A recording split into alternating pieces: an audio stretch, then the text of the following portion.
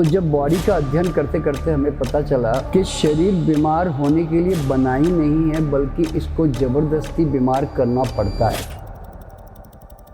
I don't know कि क्या हमारी एक्चुअली बॉडी जिम में जाके कसरत करके हर दिन अपने आप को इतना संघर्ष करने के लिए बनी है या नहीं बनी। देखिए, बॉडी का सिद्धांत क्या मालूम है, अगर आप किसी पार्ट को स्ट्रेच करते हो, मान लो मैं डंबल्स लेके ऐसे मैं मसल्स इतने मोटे तक कर दूं, लेकिन बाद में अगर मैं थोड़े 15 साल के बाद या कुछ साल में फिर नहीं करता हूँ, तो then I have to suffer a lot. और एडिंग ऑन टू दैट लोग सप्लीमेंट्स भी लेते हैं। अच्छा हाँ, सप्लीमेंट जो है ना, वो एक बहुत बड़ा डेंजरस पार्ट है हर एक जिम वाले का, क्योंकि वो ओवर प्रोटीन जो है ना, वो बाद में जाकर आपकी ना किडनी को डैमेज करने लगती है, हार्ट पे प्रेशर डालती है। रियल में बताऊं तो अंगड़ाई के अलावा और कोई दुनिया में योगासन की आदमी को रत्ती भर भी जरूरत तो है नहीं, लेकिन वो पड़ेगी जरूरत तब जब आप एक कॉमन इंसान ना ये समझता है कि यार मैं क्या करूं, मेरे पे काम का प्रेशर, मेरे को अपना फैमिली प्रेशर, वर्क प्रेशर, ये बैलेंस वो बैलेंस के चक्कर में लोग कहते हैं जो मिल रहा खा लो। इंस्टेंट फूड इसलिए बहुत ज्यादा बूम करता है। आज आपको केला खाना हो, एप्पल खानी हो, अमरूद खाना हो, कितनी देर लगती खाने में? मैगी भी 2 मिनट लेती है। हाँ, 2 मिनट बनाना नहीं लेता। हर दूसरे तीसरे दिन में उनको बहुत जल्दी एसिडिटी हो रही है। हमारी प्रॉब्लम क्या है मालूम है? रॉन्ग फूड कॉम्बिनेशंस में दूध और दलिया वो पेट में हमेशा चढ़ती है। पर क्या हमारे को दूध हमेशा पीते रहना चाहिए? आप जाके दूध में गूगल का सर्च कर लो ना, मिल जाएगा। Milk and breast cancer, milk and prostate cancer. अब आते हैं उन पे जो लोग दवाइयों पे जी रहे हैं। हर आदमी को समझना चाहिए, हीलिंग अगर कोई दुनिया में करता है, तुम्हें आईसीयू से बाहर निकालता है, वेंटिलेटर से बाहर निकालता है, तो वो तुम्हारी internal self healing power. Medicine में वो जरा भी दम नहीं है कि तुमको बाहर निकाल के ले आए। आपने एक बहुत सॉलिड इंट्रो देखा और अब बहुत सॉलिड पॉडकास्ट देखने जा रहे हैं, पर इन दोनों ट्रांजेक्ट के बीच में एक छोटी सी रिक्वेस्ट, प्लीज सब्सक्राइब कर दीजिए, बिकॉज आपके लिए एब्सोल्युटली फ्री है, बट हमारे को बहुत अच्छे गेस्ट लाने में ये बहुत मदद करता है। जितने ज्यादा सब्सक्राइबर होते हैं उतनी जल्दी गेस्ट यस करते हैं पॉडकास्ट पे आने के। थोड़ी सी मदद कीजिए। अगर आपको डॉन टॉक्स पसंद आ रहा है तो सब्सक्राइब कर दीजिए। That's it. हम आपके लिए ऐसा कंटेंट लाते रहेंगे। Enjoy this. आज के इस Don Talks Hindi podcast special episode में आपको कुछ इस दुनिया से बाहर की चीज़ें तक मिलने वाली है। Why I am saying that because आज के हमारे जो गेस्ट हैं, आपने उनको बहुत सारे और पॉडकास्ट पे देखा होगा, बहुत सारे चैनल पे देखा होगा, और जब से मैं पैदा नहीं हूँ आई गेस तब से आप देखते आ रहे होंगे, मेरे से बहुत ज़्यादा टाइम से देखते आ रहे होंगे। वो बात करते हैं रेकी की, वो बात करते हैं बहुत सारी ऑल्टरनेटिव साइंस की। पर जब मैं उनसे मिला पहली बार तो मैंने उनसे सिर्फ एक सवाल पूछा और उन्होंने जो मेरे को 3 जवाब में वो जो जवाब दिया ना, उससे मेरे को समझ आ गया कि पूरे पॉडकास्ट हम इस पे कर सकते हैं, because this is very necessary. उन्होंने एक चीज़ बोली कि मैं इतने सालों से कभी बीमार नहीं पड़ा और मैं जब तक चाहूँगा नहीं मैं बीमार पड़ूंगा नहीं। दूसरा, मैंने अपनी अर्लीहुड में बहुत ज़्यादा फाइनेंशियल चीज़ों को देखा ऊपर नीचे होते हुए, और मेरे को फाइनेंशियल चीज़ों को समझना था, तो उसके बाद से एक रैग टू रिचेस्ट, एक बिल्कुल एक मिडिल क्लास से लेके एक व्हाट लाइक मिलियनेयर बनने का सफ़र से। तीसरा, मैं बहुत जल्दी हर्ट हो जाते हैं। आप मेरे को 2 कमेंट में गाली देंगे तो मेरे को दुख होएगा, या मैं आपका पसंदीदा सवाल नहीं पूछूंगा तो आपको दुख होएगा। तो बहुत जल्दी हम लोग हर्ट हो जाते हैं। ही इज़ लाइक कि आज तक मैं दुखी नहीं हुआ।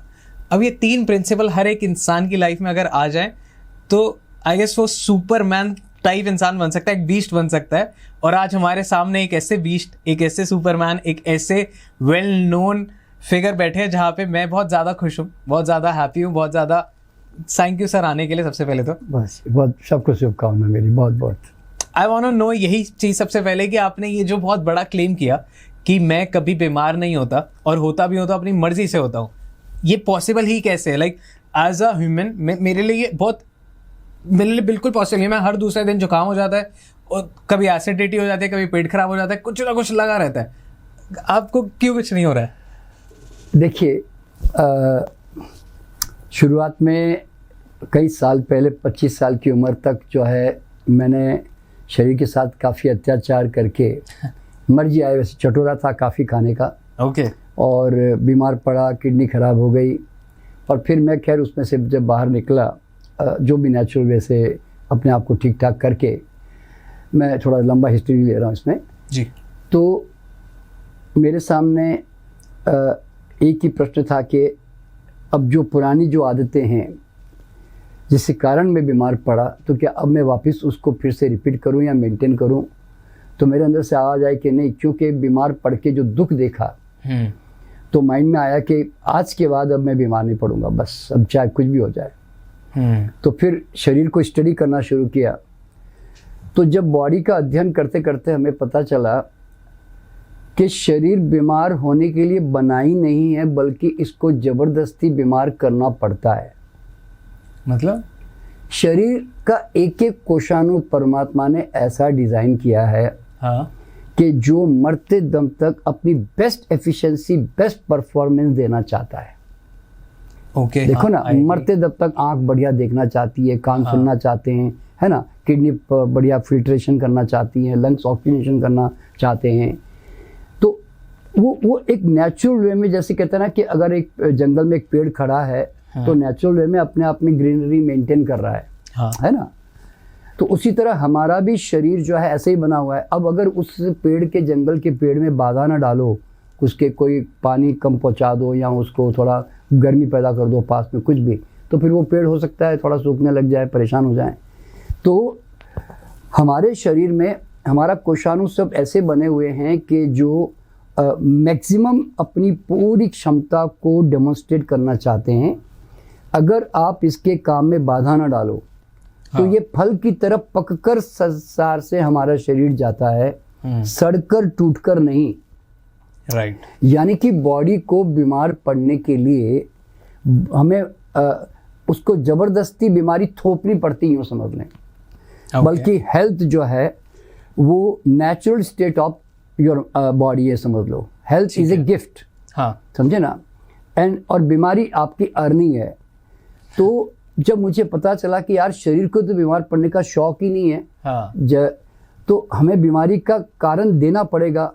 तो बीमार पड़ने के लिए हमें लंबी चौड़ी तगड़ी मेहनत करनी पड़ती है, और वो भी कोई 8, 10, 15 दिन, महीना, 2 महीना करोगे तो बीमार नहीं पड़ पाओगे।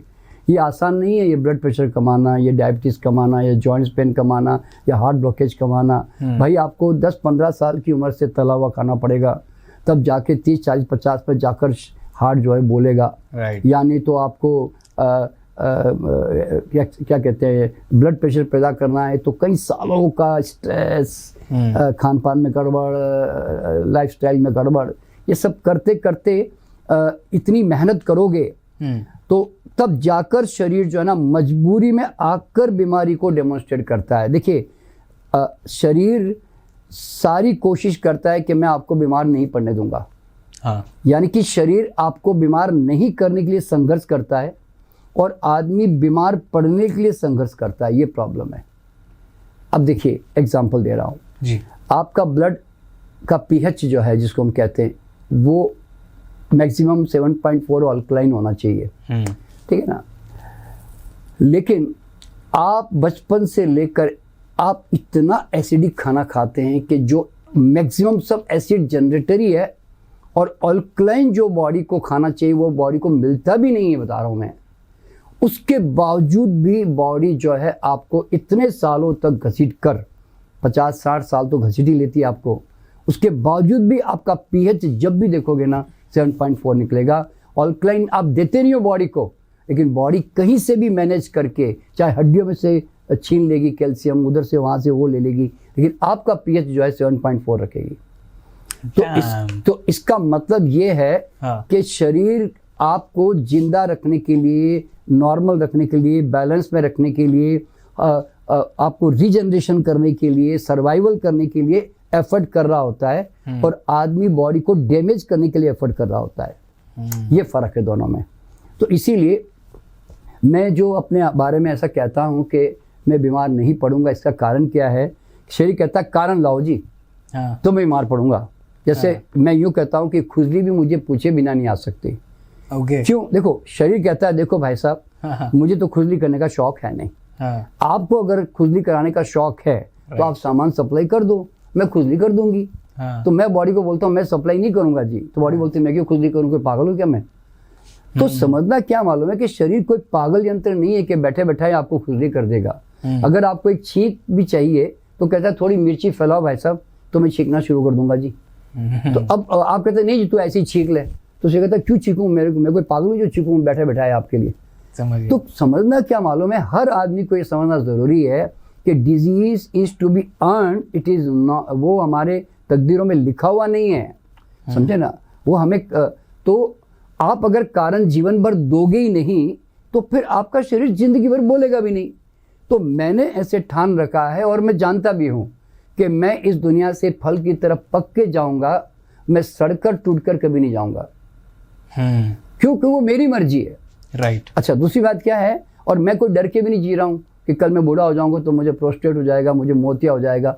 अरे भाई, कोई भी बीमारी हो तो उसके कारण तो मुझे सप्लाई तो करने पड़ेंगे। अगर कोई तो मोतिया, एक फिल्म बनेगी आँख के पीछे, तो भैया उसके सामान तो मोतिया बनने के तो सामान मुझे सप्लाई करने पड़ेंगे। बॉडी तो अपने आप तो फिल्म बनाएगी नहीं, समझे ना। प्रोस्टेट को अगर ओवर यूज करूंगा तो उसका एनलार्जमेंट का मतलब है ओवर यूज्ड ऑर्गन। हाँ जी। तो फिर वो मुझे ओवर यूज तो करना पड़ेगा ना, तब जाके प्रोस्टेट मेरा प्रॉब्लम क्रिएट करेगा। जब मैंने किया नहीं तो कैसे हो जाएगा भाई। तो सवाल यहाँ पे क्या होता है कि हर चीज जो भी बॉडी में अबनॉर्मलिटी चाहिए तो मुझे अबनॉर्मल कॉज तो सप्लाई करना ही पड़ेगा। ठीक है। तो इस बात को समझते हुए आप मेरी तो बात देखिए, मैं तो अपने आप को रोग मुक्त रख ही रहा हूँ आज तक, पूरे 50 साल से। लेकिन मेरे क्या कहते हैं कि मेरे परिवार को भी, मेरे परिवार में कभी किसी ने डॉक्टर नहीं देखा, किसी को वैक्सीनेशन नहीं लगा, किसी ने दवा नहीं देखी, कोई चूरन तक भी नहीं खाता मेरे परिवार में कोई भी। मतलब मेरे परिवार में दवा, डॉक्टर, वैक्सीनेशन, ये बीमारियां, वो ऐसे सब ये शब्द ही नहीं है। हमारे बच्चे भी एक रात को बोलते हैं ना, रोते रहते हैं बच्चे अक्सर। मेरे परिवार में कोई ग्रैंडसन भी है, 2 मिनट भी हमारा कोई बच्चा रात को आज तक रोया नहीं। हाँ, क्योंकि मेरा ये मानना है बच्चों को रुलाने की व्यवस्थाएं की जाती है, बच्चों को रोने का कोई शौक नहीं है। बच्चा क्यों रहेगा, जरा बताइए मुझे। वो पागल है क्या, बैठे बैठाए वो रोना, ऐसे रोना शुरू कर देगा। अरे भाई, आप उसको एक अबनॉर्मल प्रॉब्लम आप कॉज देते हो, मतलब जबरदस्ती खिला देते हो, या उसको आप उसके मतलब अटरम सटरम खिला देते हो, तो उसके कारण जो है उसके पेट में प्रॉब्लम आती है, गैस बनती है, बेचारा रोता रहता है। आप नहीं दो तो क्यों रोएगा। तो हमने ऐसा कुछ बच्चों के साथ गड़बड़ किया ही नहीं, सीधा सा हिसाब था। यानी कि हेल्थ एक बड़ी कॉमन सेंस प्रैक्टिस है। मेरे सामने क्वेश्चन क्या मालूम है, दुनिया के इतने 84 लाख योनियां आराम से जी रही है, ये हमको इतना जीने के लिए इतने पापड़ बेलने पड़ेंगे हमें। हॉस्पिटल चाहिए, नहीं, ये चाहिए ना, वो चाहिए ना, न्यूट्रिशन की 500 किताबें पढ़ेंगे और यूट्यूब देखेंगे, और फिर किसी डॉक्टर को जाके पूछेंगे, डॉक्टर साहब कब खाऊं, डॉक्टर साहब कितना खाऊं, डॉक्टर साहब कैसे खाऊं, डॉक्टर साहब एक्सरसाइज करूं कि नहीं करूं। मतलब क्या नॉनसेंस है यार। अरे भाई, जब एक आज कोई बंदे को कहता है कि तू छलांगे मार, तू पक्षियों को करता है कि तू बैठा मत रहना, तू उड़ते रहना सारे दिन। अरे they have natural instinct to do all this thing. तो आपके अंदर भी है वो। आप अपने बॉडी की लैंग्वेज के साथ, अपने नेचर के लॉ के साथ आराम से चलो, अपने आप बॉडी आपको गाइड करती रहती है। तो इसलिए मैं कहता हूँ कि बीमार पड़ना बहुत मुश्किल काम है, बहुत मुश्किल। इसका कारण वही है बस। और सब लगे पड़े। आपने कितने प्यार से टॉन्ट मारते हुए सबको समझा दिया कि हर किसी को टॉन्ट भी पड़ गया, समझा भी दे, अब समझ भी आ गया। पॉइंट है इसकी, समझ आ गया। सो ये बहुत बढ़िया, like I have never heard this. और ये कॉन्सेप्ट आई नो कि हम बेवकूफ़ी तो कर रहे हैं, देखो अगर हम बीमार पड़ रहे हैं, बट इतने अच्छे से किसी ने कभी समझाया नहीं। एंड दूसरी चीज़ कि यू मीन टू से, मे बी थोड़ा सा ये ऑफेंसिव हो, कि अगर मैं बिल्कुल परफेक्टली खाना पीना सब अपना कर लूँ, अपना रहना उठना सब कर लूँ, तो क्या मैं कभी बीमार नहीं पड़ूंगा। यहाँ तक मेरे को समझ आ गया। But now people are start doing over doing, like कि मैं आई डोंट नो कि क्या हमारी एक्चुअली बॉडी जिम में जाके कसरत करके हर दिन अपने आप को इतना संघर्ष करने के लिए बनी है या नहीं बनी। क्योंकि I have seen a lot, और ये मैंने पर्सनली एक्सपीरियंस भी किया है कि जब मैं जिम जाता हूँ मेरी डाइट थोड़ी क्लीन हो जाती है, बट मैं बीमार जल्दी पड़ता हूँ। ऐसा क्यों होता है? देखो वरुण जी, क्या होता है कि पहली बात तो दुनिया में आदमी ही ऐसा प्राणी है जो इतनी सारी ढेरों एक्सरसाइज करता है, समझे ना। हाँ। हमारी जो नेचुरल एक्सरसाइजेस है ना, वो है चलना, चढ़ना, उतरना, स्विमिंग करना या नाचना, दौड़ लगाना। तो ये हमारी नेचुरल मूवमेंट्स हैं एक्सरसाइज की, ठीक है ना। योगा भी एक्स्ट्रा हो गया। योगा भी आप जरा सोचो, अगर एक आदमी पैदा हो रहा है, अगर उसको योगा नहीं मालूम तो वो फिर वो स्वस्थ नहीं रह सकता। अरे भाई, तुमने बॉडी को ऐसे गलत खाना खाकर इतना जड़ बना दिया कि उसको तोड़ने के लिए तुम्हें 500 तरह के आसन ढूंढने पड़ रहे हैं। राइट। अरे भाई तुम अगर बॉडी को ऐसा क्या बोलते हैं ना स्टिफ ना बनाओ हाँ। तो फिर तोड़ने की झंझट ही नहीं है। आप जानते हो रियल में बताऊं तो अंगड़ाई के अलावा हाँ। और कोई दुनिया में योगासन की आदमी को रत्ती भर भी जरूरत तो है नहीं, वाओ। लेकिन वो पड़ेगी जरूरत तब जब आप हैवी खाना खाओगे, हाँ। बॉडी को टाइट स्टिफ बना दोगे, फिर वो योगा वाला कहेगा भैया तू इस यहाँ से यू बैंड कर तो ये थोड़ा टूटेगा तेरा, फिर ये बैंड कर, फिर आगे बैंड कर, फिर पीछे बैंड कर। तो भैया तुमने इतना टाइट बनाया क्यों शरीर को जो तोड़ना पड़े सारे दिन तुम्हें? समझे ना? तो मतलब क्या है कि तो अल्टीमेटली जो देखिए एक्सरसाइज हमेशा वो करनी चाहिए जो आपका प्रोफेशन डिमांड करता है। देखिए अगर आप इंस्पेक्टर है, आप पुलिस में हैं, आप आर्मी में हैं, आप कोई और भी कोई जो पहलवान टाइप के आदमी है, तो भाई आप फिर तो आप जो भी चाहे करो क्योंकि वो आपकी नीड है ना। लेकिन मैक्सिमम लोगों की तो लाइफ जो है सेडेंटरी है, मेंटल वर्कर ज्यादा हैं, ठीक है ना। तो उन लोगों को जो है वही एक्सरसाइज करनी चाहिए आधा पौना घंटा कि जो लाइफ लॉन्ग तक हमेशा मेंटेन रहे। देखिए बॉडी का सिद्धांत क्या मालूम है, अगर आप किसी पार्ट को स्ट्रेच करते हो हाँ। तो वो रबड़ की तरह एक बार स्ट्रेच तो हो जाएगी। मान लो मैं डंबल्स लेके ऐसे मैं मसल्स इतने मोटे तो कर तो दूं, लेकिन बाद में अगर मैं थोड़े 15 दिन 10-15 साल के बाद या कुछ साल में फिर नहीं करता हूं तो then I have to suffer a lot. क्यों? आपने ना बॉडी को एक्सपेंड करके अब उसको मेंटेन नहीं कर पा रहे हो। आपने रबड़ की तरह खींच तो दिया पर अब उसको वापस उसको मेंटेन नहीं कर रहे हो, तो वो मसल जो है ना फिर आपके ढीले पड़ जाएंगे, फिर वहाँ सर्कुलेशन डाउन होता है, फिर आपको तकलीफ होने लगती है, आपको जल्दी रोग आने लगते हैं। तो इसीलिए हाँ उसका कारण वही है कि देखिए ना आप है ना जबरदस्ती एक्सरसाइज का मतलब क्या, जिम का मतलब क्या, मैं एक पर्टिकुलर पार्ट पे जानबूझ करके कंटिन्यूस ब्लड सप्लाई जो है ना मांगे जा रहा हूँ। मान लो मैं अब रोज मैं ऐसे कर करके 500 बार कर करके मैं डिमांड कर रहा हूँ ब्लड की, और एडिंग ऑन टू दैट लोग सप्लीमेंट्स भी लेते हैं। अच्छा हाँ, तो ये करने के बाद अब मैं थोड़े दिन मैं शौक के हमारे 6 महीना 2 साल 5-7 साल कर भी लिया, मेरा प्रोफेशन ऐसा मान लो, तो उसके बाद मैंने छोड़ दिया। तो अब वो जो स्टिमुलेशन की जो बॉडी आदी हो जाती है ना वो आपका खत्म हो गया। अब तो आपने तो अब वो आपके लिए वो अब आपको तंग करेगा क्योंकि बॉडी है ना उस सर्कुलेशन की आदी हो चुकी थी, राइट। समझे ना, ये प्रॉब्लम आ जाती है। तो बॉडी को उतना एक्सपेंड करो जितना आप लाइफ लॉन्ग तक मेंटेन कर सको। अच्छा exactly. हाँ, और आपने सप्लीमेंट की बात की तो ये तो सबसे बड़ा खतरनाक मामला है। देखो क्या होता है कि आज कोई भी हम हॉर्स पावर की बात करते हैं, हाँ जी, तो क्या आप हॉर्स पावर जो है हम कहते हैं कि भाई इतना horse power, 6 horse power, 10 horse power, सब ऐसी बातें करते हैं, या 300 हॉर्स पावर एक कार के बारे में बातें करते हैं। हाँ। तो भाई घोड़ा अगर उसको ये चाहिए कि उसने इतनी ताकत काम करने की चाहिए तो वो 100 ग्राम चना ना खाकर 200 ग्राम खा लेगा, 500 ग्राम खा लेगा। तो भाई तुम्हारी भूख जो है वो तुम्हें गाइड करती है ना मैं कितना खाऊं। तुम कॉन्सेप्ट बनाकर क्यों दे रहे हो बॉडी को? बॉडी तो किसी भी आहार में से अपना प्रोटीन फैट को निर्माण कर लेती है, और समझे ना। हाँ। आपने एक बात नोट की होगी कि हाथी जो है घी तेल खाता ही नहीं बिल्कुल भी, हाँ। लेकिन पूरी बॉडी फैट से भरी हुई है, राइट, है कि नहीं? जिराफ लंबा होने के लिए कोई पर्टिकुलर मिनरल नहीं खा रहा है, हाँ। लेकिन वो लंबा हो गया, वो भी घास पत्ते ही खा रहा होता है। हाँ।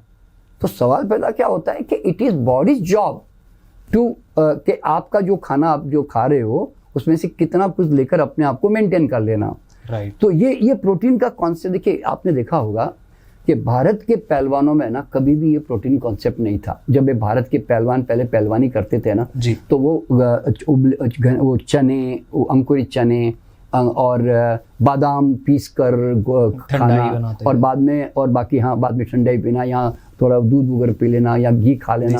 तो वो सिंपल भाई हम 4 चम्मच घी खाते थे, वो थोड़ा आधी कटोरी घी खा लेंगे, मान लो फर्क इतना ही पड़ता ना क्योंकि उनकी नीड ज्यादा है। और तो सवाल क्या होता है कि वही चीज आपको जब नेचुरल वे में आराम से मिल रही है तो why you want to go to supplements? क्योंकि ये बाहर के लोगों का जो आदत पड़ गई, वहाँ पे जो जिम की जो कल्चर चली। हाँ। भारत के अंदर पहले जिम कल्चर उतना स्ट्रांग नहीं था, आज से 50 साल पहले मैं जानता हूँ। 50 भी नहीं, आई गेस अभी 10 अब बस अभी 15-20 सालों में, हाँ, ये फिल्मी हीरो के चक्कर में आया अभी।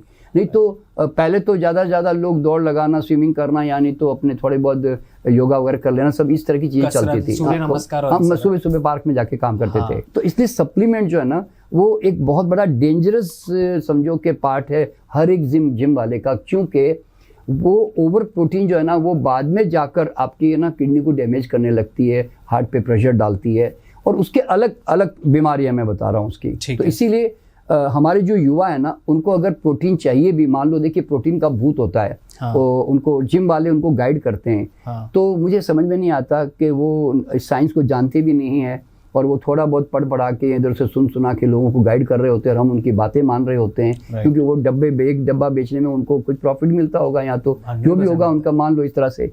तो अल्टीमेटली प्रोटीन अगर चाहिए ना तो देखिए दो तरह के प्रोटीन होते हैं, इस तरह युवाओं के लिए बताना चाहता हूँ कि एक तो है नॉन टॉक्सिक प्रोटीन, एक है toxic protein. Sorry I am cutting in between, I know आपका एक इंटरेस्ट बन चुका था पॉडकास्ट में, आप बिल्कुल इंडल्ज थे, पर इसमें एक छोटी सी चीज है जो आप चूक जाते हैं, वो है सब्सक्राइब का बटन दबाना। आप प्लीज सब्सक्राइब कर दीजिए, हम ऐसे बहुत अच्छे गेस्ट आपके लिए लाते रहेंगे जो आपको और ज्यादा ज्ञान और ज्यादा इन्फॉर्मेशन और ज्यादा डार्क सीक्रेट्स बताएं।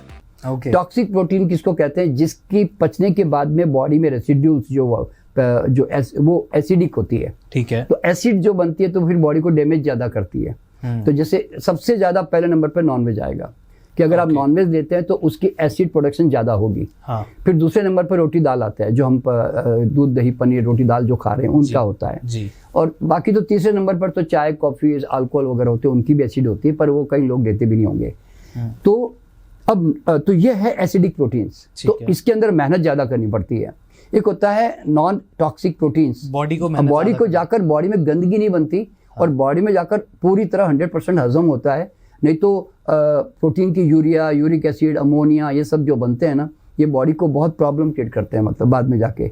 तो अब इसमें क्या होता है, जब आप अंकुरित दालें, हाँ। और यानी तो मेवे का मतलब है नट्स एंड सीड्स। हाँ। तो जैसे नारियल, मूंगफली, अखरोट, बादाम, काजू, जो भी होते हैं, इस तरह के जो नट्स होते हैं, ये नॉन टॉक्सिक होते हैं बॉडी के लिए।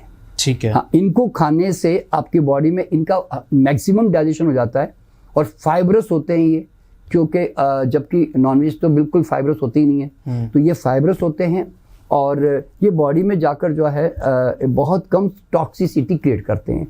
तो इसीलिए यूँ समझ लो, अगर मैं आपको एक एग्जांपल देता हूँ, जो मैंने इसके ऊपर एक्सपेरिमेंट ऑलरेडी कर चुका हूँ। मेरी किताब है मिल्क ए साइलेंट किलर, उसके अंदर मैंने एक्सपेरिमेंट बताया हुआ है, मिल्क ए साइलेंट किलर। मिल्क, हाँ, milk is a silent killer. ये 40 साल पहले मैंने किताब लिखी, जो वर्ल्ड में बहुत पॉपुलर है। तो अमेजोन पे अवेलेबल है ये जी। तो उसके अंदर मैंने एक्सपेरिमेंट किया कि एक आदमी जो दंड बैठक मारता है, अगर कोई दूध पी के दंड बैठक मारेगा या नॉनवेज खा के दंड बैठक मारेगा, तो मान लो उसने 500 दंड बैठक मार ली। हाँ। मान लो अंदाजे से मैं बोल रहा हूँ।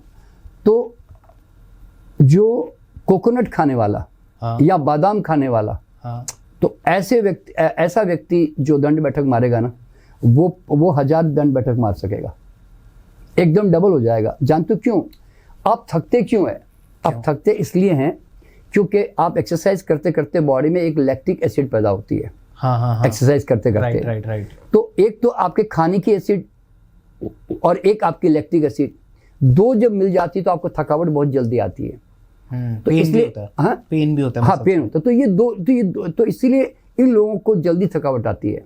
और ये जो नॉन टॉक्सिक प्रोटीन वाले जो फ्रूट्स और नट्स और ये जो स्प्राउट्स या इस तरह की चीज़ें खा रहे होते हैं ना, इनके अंदर क्योंकि टॉक्सिसिटी डेवलपमेंट नहीं हुई और खाली बस अब सिर्फ इनको एक्सरसाइज करने से धीरे धीरे लैक्टिक एसिड का डेवलपमेंट होगा, और तब जाके इनको थकावट आएगी। जब तक आएगी नहीं थकावट, आधी थकावट तो रास्ते में आपको ये आपका खाना ही आपको नीचे पकड़ के खींच के ले आता है।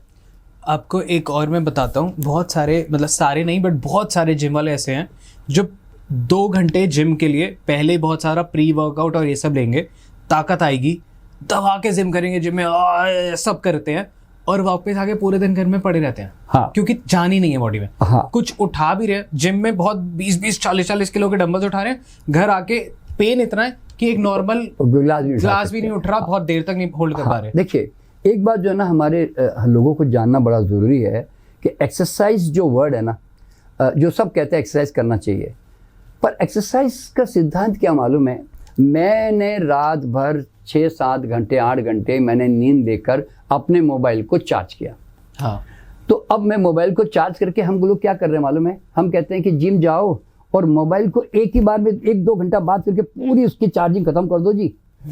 हाँ आप समझे ना? समझ गया। फिर आप घर आते हो तो आपका मोबाइल अब 20-25% पे रह जाता है, तो आपको लगता है भगवान कैसे काम करो इससे। तो आपकी पूरी एनर्जी आपने क्यों कमाई थी कि दिन भर यूटिलाइजेशन करने के लिए आप सुबह सुबह उठते ही सारी मोबाइल की बैटरी डाउन कर गए बात करके। क्यों भाई?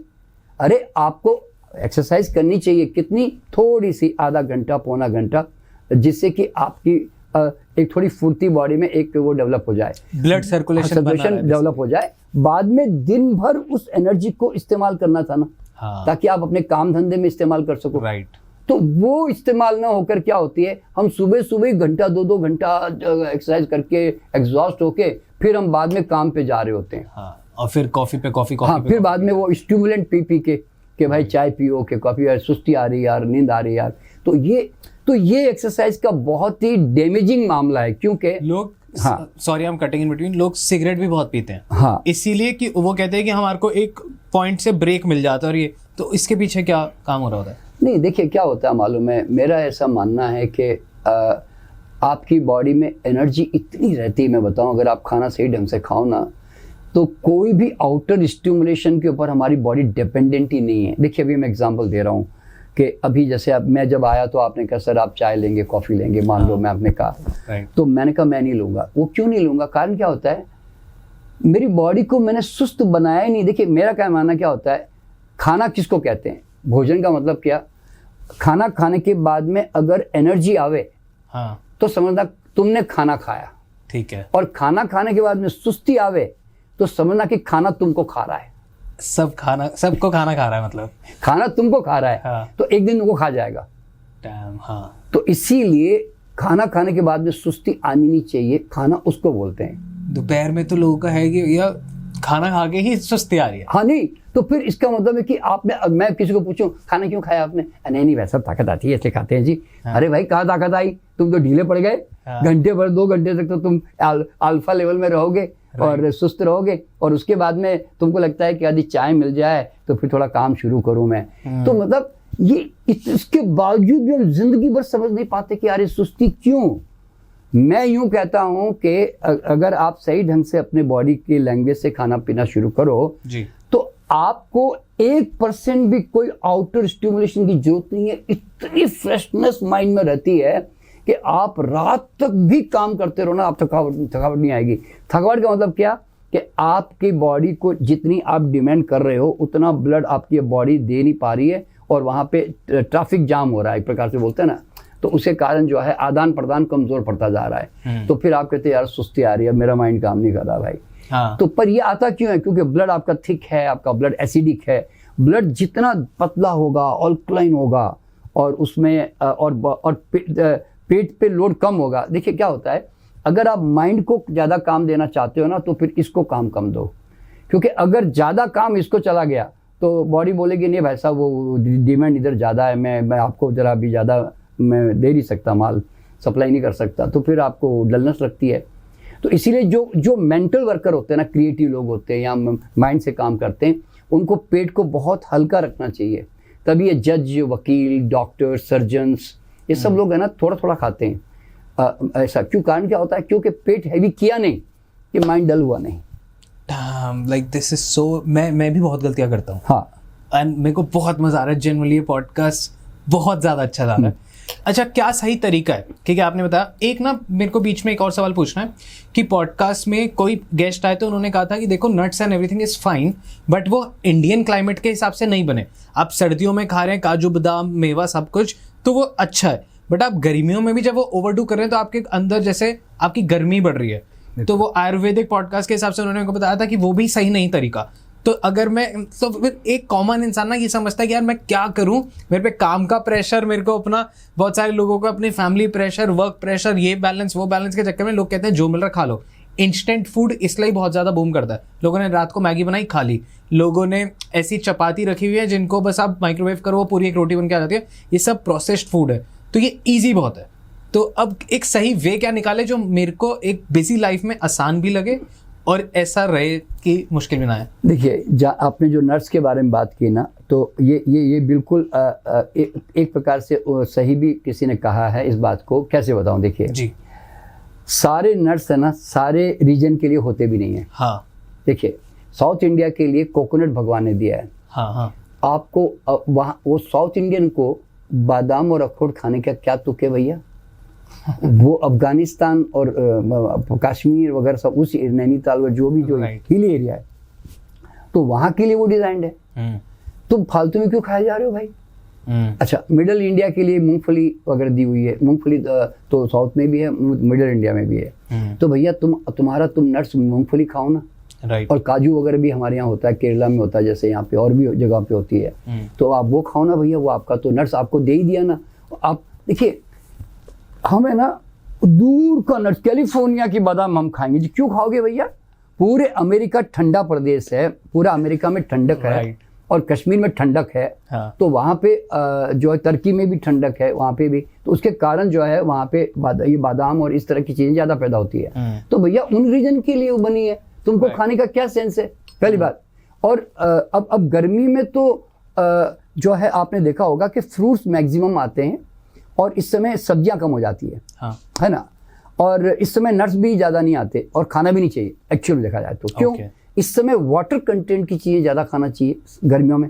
और इस समय सॉलिड स्टार्च प्रोटीन कम खाना चाहिए, फैट कम खानी चाहिए, क्योंकि बॉडी अभी फैट डाइजेशन नहीं करती, वो लीवर बहुत ओवर स्टिमुलेटेड रहता है। और पेट में अगर कोई हैवी खाना खा लिया आपने, तो आते बहुत जल्दी गर्मी के कारण है ना फर्मेंट होने लग जाता है। ठीक है। तो इसलिए बहुत हल्का खाना और पानी वाला खाना ज़्यादा होना चाहिए। ठीक है। तो अब तो उस कंडीशन में हमारे यहाँ पर भारत में एक बहुत अच्छा तरीका इस्तेमाल किया गया, उसको ठंडाई बोलते हैं। हाँ। तो ठंडाई जो है ना, वो दूध में नहीं बनती, पर वो उसमें क्या होता है कि जैसे 5-10 बादाम ले लेते हैं लोग, थोड़े तरबूजे खरबूजे के बीज ले लेते हैं, काली मिर्च और गुलाब के पत्ते वगैरह सब, वो थोड़े खसखस वगैरह जो होती है वो ले लेते हैं। तो वो लेकर जो ना उनको भिगो कर उनको ऐसे से पीसते हैं। पीस कर बाद में उसका वो दूध बनाकर, उसी का दूध, ठंडाई का दूध बन जाता है अपने आप में वाइट, क्योंकि बादाम में तो वाइट ही बनता है। तो वो दूध बनाकर उसमें फिर जो भी मिठास डाल के वो लोग जो है वो ठंडाई पी लेते हैं। तो वो चूंकि भीगी हुई है, देखिए जब नट्स भीग जाता है ना, कि गर्मी निकल जाती है, तो वो फिर वो फ्रूट बन जाता है। अच्छा। It becomes a fruit again. Okay. देखिए ना, आप नोट करना, जैसे अभी हरी बादाम आ रही है, अभी थोड़ी दिन में आने वाली है, अभी 15 दिन के बाद। तो हरी बादाम आप बैठे बैठे 40-50 खा लो तोड़ के। लेकिन सूखी बादाम होते कॉन्सेंट्रेटेड प्रोटीन हो गया। तो हम कहेंगे जी 5-10 खाओ जी। राइट। समझे ना? तो इसीलिए तो बस लोग अगर ये समझ गए कि भैया अगर गर्मी में भी तुम्हें खाना है तो ताजी बादाम खाओ ना, ताजा कोकोनट खाओ ना। अब वो फालतू में क्यों वो ड्राई फ्रूट क्यों खा रहे हो? राइट। समझे ना? जब इतने ढेर सारे फ्रूट्स अगर आते हैं तो वो गर्मी में ही आते हैं सब। तरबूजे, खरबूजे, आम, लीची, आड़ू, खुमानी, चेरी वेरी, कितने तरह के फ्रूट्स आते हैं। तो आप उस समय एंजॉय करो उसको ऐसे। तो मतलब तो ऐसे करने से फिर वो नट्स का जो प्रॉब्लम है वो ठीक हो जाता है। और फिर दूसरा क्वेश्चन आपका था इसके साथ, नट्स के साथ में शायद वो मुझे ध्यान नहीं आया वापस, तो मैं भूल गया। हाँ नहीं कोई बात नहीं, छोड़ दो। मैं पूछा था कि एक तो ये कि किसी ने कहा था कि बादाम खाने चाहिए नहीं खाने चाहिए। हाँ। दूसरी चीज आस्किंग कि ठीक है हम डाइट कैसे बनाएं, क्योंकि लोग ना यहाँ उलझ जाते हैं। हाँ, हमको यही नहीं समझ आता कि भाई खाएं तो क्या खाएं। अब जो खाना है वो मिलता नहीं आसानी से, जो मिल जाता है आसानी से वो हेल्दी नहीं। तो देखिए अभी क्या करना चाहिए, एक बात बताऊं, आप जरा सोचो जी, ये ज्यादा आसान है कि ये ज्यादा आसान है? ठीक है, देखिए क्योंकि मैं जीता हूं इसलिए बता रहा हूँ। राइट। देखिए मैं रास्ते में जाता हूँ कहीं पर भी, हाँ जी, मुझे केले मिल जाते हैं, हाँ, एप्पल मिल जाती है, हाँ, या कोई फ्रूट मिल जाता है जो मतलब मुझे छीलने की, उसको ज्यादा छीलने की झंझट ना, मतलब बोलते हैं ना, तो चाकू की जरूरत ना पड़े। जैसे तरबूज नहीं ले सकते, तरबूज जैसे नहीं खा सकते मान लो। तो मैं आज आप बताओ कि आज आपको केला खाना हो, एप्पल खानी हो, अमरूद खाना हो, चीकू खाना हो, तो क्या आपको कितनी देर लगती खाने में? आपने धोया और आपने कोई पानी की बोतल ले ली, धो लिया और फटाफट आपने खा लिया। ठीक है, एक मिक्स नट्स का सीड्स का डब्बा रखो अपने पास में आपकी कार में, तो आपको एक मुट्ठी नट्स बस हो जाते हैं, समझो। ठीक, तो नट्स खाने में आपको क्या बड़ी मेहनत करनी पड़ी? ठीक है। और वैसे अगर घर में अगर आप स्प्राउट्स बना सकते हो, तो आपने स्प्राउट्स 1-1 इंच लंबे बना लिए, उसमें प्याज टमाटर नींबू डाल के डब्बे में रख दिया, और जैसे ही आपको भूख लगी, आप कहीं बैठे हुए हैं, कार में बैठे हैं कि रास्ते में हैं, आपने फटाफट अपना स्प्राउट्स खा लिया। तो कितना पकाने का झंझट ही कहाँ है बता रहा हूँ। तो जो इंस्टेंट जो वर्ड यूज करते हैं ना, मैं कहता हूँ इससे फास्ट फूड और कहाँ है। मैगी भी 2 मिनट लेती है, हाँ 2 मिनट बनाना नहीं लेता। बनाना 10-15 मिनट सेकंड में भी खा सकते हैं। वही तो मैं कहता हूँ कि the most fast food is a fruits and nuts. Right, ठीक है, मतलब हमारे को सोच बदलने की जरूरत है। अरे गन्ने का जूस रास्ते में जाके पी तो 2 मिनट में जूस बना के देता है भाई, फटाफट जूस पी लेते हो आप। ठीक है, अब ना बहुत बड़ी ऑडियंस अब बन चुकी है जो बहुत ज्यादा अपने सोशल मीडिया का जमाना है, सब कुछ है, तो they want to present, they want to look good. अब लुक गुड के सिनेरियो में जिम आ जाता है कि आप थोड़ा सा हेल्दी लगेंगे, मैस्कुलिन लगेंगे, थोड़ी पर्सनालिटी और ज़्यादा अच्छी लगेगी। तो उसमें अब कोई है जिसको कसरत करनी है, जिसको जिम जाना है, पर उसको हेल्दी वे में जिम जाना, उसको वो डब्बे प्रोटीन्स और ये सब नहीं करना, उसको आपकी डाइट के अकॉर्डिंग, आपके सोच विचार के अकॉर्डिंग ही खाना पीना करना है, पर जिम भी जाना है, एक प्रेजेंटेबल बॉडी बनानी है। तो वो लोग क्या करेंगे? मैं भी उनमें से एक। अब देखिए पहली बात तो क्या है कि सिर्फ प्रोटीन फैट की मत सोचते रहना, क्योंकि बॉडी में क्या होता है कि एक बैलेंस डाइट जानी चाहिए। तो एक बार तो प्रॉपर तो फूड तो उनको खाना ही चाहिए जो सीजनल आ रहा है, रीजनल आ रहा है, ठीक है। और बाकी जो मैंने बताया नॉन टॉक्सिक प्रोटीन जो स्प्राउट्स और नट्स जो हैं, वो क्वांटिटी थोड़ी आपकी बढ़ जाएगी। भाई एक आदमी मेंटल वर्कर 10 बादाम खा रहा है, तुम 20 बादाम खाओ, तुम 30 खा लो, मान लो, क्योंकि तुम्हारी बॉडी तो हजम भी कर लेगी और उसको पचा भी लेगी, ठीक है।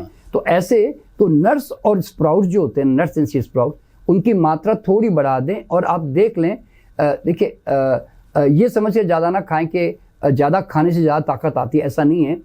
आपके पेट में अपसेट नहीं होता, गैस नहीं बनती आपको, और आपको लगता है कि मैंने खाया तो था, आज 20 बादाम ली तो ये मैंने, पर कोई दिक्कत नहीं हुई मुझे, तो फिर आप उसको मेंटेन कर लो भाई, अपने शरीर के हिसाब से, अपनी भाषा को समझ लो इस तरह से। तो अच्छा, फिर आप आज मतलब ये तो घर का जो नॉर्मल रोटी दाल है वो तो खाने वाले ही हो भाई, तो फिर वो रोटी और दाल भी तो प्रोटीन है ना भाई, उसमें तो घी वगैरह जाएगा, तेल जाएगा, तो आपकी बॉडी को इनफ जो बोलते हैं ना वो इन सब से मिल जाता है। आपको एक्स्ट्रा कुछ करने की बिल्कुल जरूरत नहीं, मैं बता रहा हूँ। बट जिम में बोला जाता है कि आपका जितना बॉडी वेट है उससे इंटू करके 1.2 से कर लो। सपोज मैं 50 किलो का हूँ तो मेरे को 75 ग्राम ऑफ प्रोटीन खाना चाहिए मिनिमम। देखिए एक बात ध्यान रखना, मुंह में डालना डाइजेशन नहीं है, ये सबसे पहले हर एक को समझना है। Right, what is digested that is called digestion. Right, 100%। बहुत सारे लोगों को लूज मोशन लग जाते हैं। हाँ, तो भैया आपकी जो भूख है वो आपकी सबसे बड़ी मेजरमेंट है ना भाई। मतलब जो आपका शरीर कह रहा है, ना कि नंबर। देखो ना, मैं भैया मेंटल वर्कर हूँ, मैं ज्यादा काम एक्सरसाइज नहीं करता, मैं 2-3 किलो खा के बोलता हूँ भैया बस हो गया। लेकिन तुम कहते नहीं भैया मुझे एक डजन लाओ जी केला मेरे लिए, तुम ऐसे दारा सिंह की तरह मान लो, अंडे भी चाहिए, नहीं मान लो, तो फिर तो तुम अपने आप अपनी क्वांटिटी बढ़ा दोगे ना, वो तुम्हारी भूख ही बोलेगी ना यार मेरे तो पेट ही नहीं भरा यार, ऐसे। तो always follow your body language, बजाय कि आप दुनिया में साइंटिस्ट की बात मानो, कि डॉक्टर की बात मानो, कि जिम वाले की बात मानो, नहीं, आपकी बॉडी आपको हर पल गाइड करती है। और वो 8 दिन में कोई भी आदमी पहचान कर लेगा कि इससे मेरे पेट में गड़बड़ हुई, कि मेरा पेट ठीक रहा और मुझे उससे एनर्जी बेटर लग रही है, कि बेटर थोड़ी डाउन हो गई, रिकॉग्नाइज, बाद में आपसे चेंज करो, ठीक है। क्यों? अब उन लोगों पे आते हैं जो लोग हैं सफर कर रहे हैं, जैसे मैं भी हूँ। अब हर दूसरे तीसरे दिन में मेरे को बहुत जल्दी एसिडिटी हो रही है। आई नो मैं क्या क्या गड़बड़े कर रहा हूँ, बट उससे वापस रिवर्स करना, बहुत सारी चीजें रहती है जो मैं गलत कर रहा हूँ, आई नो दैट। बट बहुत सारे लोग हैं जो नहीं समझ पाए होंगे या समझने के पाथ पे ही होंगे, तो उनको क्या बोलना चाहोगे? क्योंकि हर दूसरे तीसरे दिन किसी को कफ हो जाता है, सर दर्द होने लगा है बहुत सारे लोगों को। लाइक मेरी मम्मा कहती थी कि हमको सर दर्द अब पता लगने लगा है, बचपन में तो सर दर्द वर्ड ही नहीं पता था। और आज मेरे को हो जाता है, मेरी छोटी बहन है उसको भी सर दर्द होता है। तो ये सारी चीजें कैसे इतनी बढ़ रही हैं और क्या हो रहा है? देखो क्या होता है कि जनरली सर दर्द और ये सब चीज़ें बॉडी एक जो एसिडिटी वगैरह होती है ना, देखिए उसमें क्या होता है, गैस फॉर्मेशन और एसिडिटी का फॉर्मेशन और इनडाइजेशन, ये तीनों वर्ड होते हैं, और उसका बाय प्रोडक्ट होता है हमारा कॉन्स्टिपेशन भी साथ में जुड़ जाता है। ठीक है, तो अब देखो एक बात जो हर एक को क्या समझनी मालूम है, हमारा डाइजेशन परफेक्ट डाइजेशन करने के लिए डिजाइंड है। ठीक है, क्योंकि डाइजेशन बनाया किस लिए?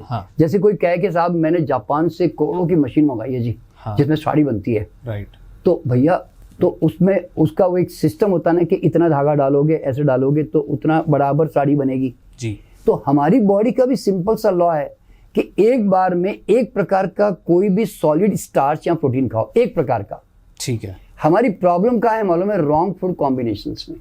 फूड कॉम्बिनेशन, हाँ, फूड कॉम्बिनेशंस में, क्योंकि जैसे? हम है ना क्या कहते हैं कि वेराइटीज ऑफ स्टार्चेस प्रोटीन एक साथ खाते हैं। एग्जांपल दीजिए। तो हमारे बॉडी में क्या होता है, जैसे दूध और दलिया हाँ, पेट में सड़ेगा, ओके, ऐसे जैसे नॉन वेज और रोटी लोग साथ में खाते हैं, वो पेट में हमेशा सड़ती है। हाँ, देखो क्या होता है, मैं एग्जांपल दे रहा हूँ ओके कि आप हमें देखिए, हम लोगों ने क्या किया है कि जी, हमने ना सॉलिड चीजों को वेजिटेबल में कन्वर्ट कर दिया।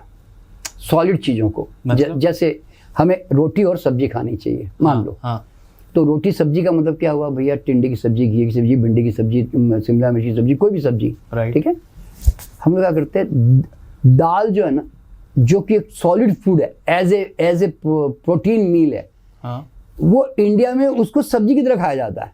हाँ, आप जरा सोचो, पूरे वर्ल्ड में beans are taken as a meal along with the salads. हाँ, हाँ, हाँ, समझे ना? राइट, भारत में जो है, हम उसको सब्जी, दाल को सब्जी बनाकर कहते हैं हम रोटी दाल खा रहे हैं जी। अरे आप रोटी से पनीर की सब्जी खा रहे हो यार, रोटी से चिकन खा रहे हो आप, तो मतलब आप ठोस के साथ ठोस खाना खाते हो आप, समझे ना? तो वो हमारे पेट में दोनों, देखिए उनका प्रोटीन का डाइजेशन, हाइड्रोक्लोरिक एसिड बहुत ज्यादा चाहिए होता है उसको डाइजेशन करने के लिए, प्रोटीन को, ठीक है ना। और स्टार्च का पाचन अल्कलाइन में होता है, तो रोटी, चावल, आलू हम जो खाते हैं ना, उनका डाइजेशन अल्कलाइन जूसेस में होता है, ठीक है, और वो छोटी आंतों में जाके जनरली होता है, और एक तो मुंह से स्टार्ट होता है अल्कलाइनिटी का, फिर पेट में तो हाइड्रोक्लोरिक एसिड ज्यादा होती है, तो उसके लिए प्रोटीन काम करता है। तो हम लोग क्या करते हैं, प्रोटीन और स्टार्चेस साथ में मिक्स कर देते हैं, हाँ, समझे ना? हाँ। तो वो पेट में फिर सड़ते हैं। जैसे तो क्या इसे- खाना चाहिए? नहीं तो देखिए, नहीं, अगर देखिए, मैं अभी यहाँ पे वेजिटेरियन नॉन वेजिटेरियन को मैं अभी बीच में वो शब्द नहीं ला रहा हूँ, हाँ, हाँ। पर चूंकि मुझे मालूम है, मैं कई लोग नॉनवेज खा रहे हैं, कई लोग वेजिटेरियन खा रहे हैं। अगर आप कोई कहता है साहब मैं नॉनवेज खाना चाहता हूँ, जी, तो भैया जैसे बाहर के विदेशी लोग खाते हैं ना, कि ढेर सारा सलाद खाया हाँ, और उसके साथ में कोई स्टीम सब्जी, सूप वूप ले लिया, हाँ, और बाद में थोड़ा सा पोर्शन मीट का लेते हैं। हाँ, ये कॉमन, आप पूरी दुनिया में जाओगे तो यही सिस्टम आपको दिखाई देगा, राइट, राइट, ठीक है। और उनका जो मीट है वो नॉन स्पाइसी होता है, जैसे भारत की तरह वो प्याज टमाटर भून के, वो अंदर बहुत सारी ग्रेवी डाल के, वो जो बोलते हैं ना कि चिकन करी न, वो सब जो नाम देते हैं, फिश करी न, हाँ। तो उस तरह की करी वो खाते नहीं है। हाँ। वो तो क्योंकि वो एक्चुअल में या तो बेक करते हैं या बॉईल करते हैं, यानी तो रोस्ट करते हैं मान लो, हाँ। ठीक है, और वो उस ढंग से इस्तेमाल कर रहे होते हैं। तो आप कोई भी सलाद और वेजिटेबल कॉमन बना लो, और उसके साथ में आप कोई भी नॉन वेज खा लो, तो चाहे वो अंडा हो कि फिश हो कि चाहे मीट हो। ये मतलब मैं राय नहीं दे रहा हूँ, पर जो लोग खाते हैं तो कम से कम इतना सिंपल कॉम्बिनेशन गलत करने से बेटर है बेटर है ऐसे इससे। कर लो। तो आप ऐसे करोगे ना, तो आप अनुभव करोगे कि पेट ने बोलना ही बंद कर दिया, क्योंकि आपने जो खाना खाया, बॉडी उसके अंदर कोई हिंड्रेंस नहीं थी ना, कोई दूसरा आहार आके बीच में टांग नहीं रहा था ना उसमें, राइट, समझे ना? इट वाज, वो पूरी तरह शासन उसी का था, डोमिनेशन पूरा उसी का था, है ना? तो आप ऐसे करके देखो तो एक बार, this is whole protein, whole protein, Healthy बस protein. एक तो बॉडी पूरा काम अच्छी तरह से करेगी, हाँ। ना एसिडिटी बनेगी, ना गैस बनेगी, ना फर्म, ना खाना सड़ेगा, वाह, ठीक है, Okay, पहली बात। done. अच्छा, और जो लोग वेजिटेरियन लोग हैं, वो कहते हैं नहीं साहब, हमें हमारे पेट में भी गड़बड़ होती है, एसिडिटी बनती है, तो कभी भी ध्यान में रखें, दूध जो है ना, कभी भी दूध, दही, पनीर कभी रोटी दाल के साथ नहीं खाना चाहिए। ये सबसे बड़ा प्रॉब्लम है। जैसे दूध और दलिया, ब्रेड और दूध, बिस्किट और दूध, कॉर्नफ्लेक्स और दही भी मिल्क। नहीं। देखिए क्या होता है कि दही क्या करता है कि आप जब कोई भी अनाज खाते हो ना, जी, तो दही एक साथ खाने से क्या होता है, वो उसके पेट में ना एक लेयर, एक कोटिंग कर देता है दही जाके, हाँ, तो वो जूसेस जो उसको मिलने चाहिए वो उसको ना मिलके दही को मिल रहे होते हैं फिर। ओके, मतलब आपको समझना क्या मालूम है, why you want to add unnecessary, आप ठोस के साथ दूसरा ठोस खाना क्यों खा रहे हो?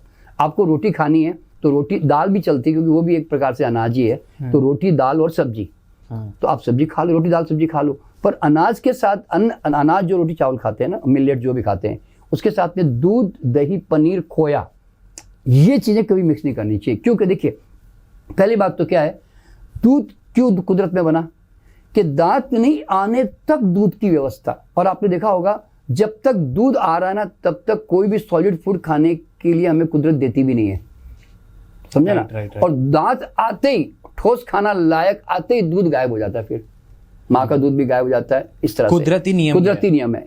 तो इसीलिए आपको ना दूध और अनाज को कभी कंबाइन नहीं करना चाहिए कभी भी।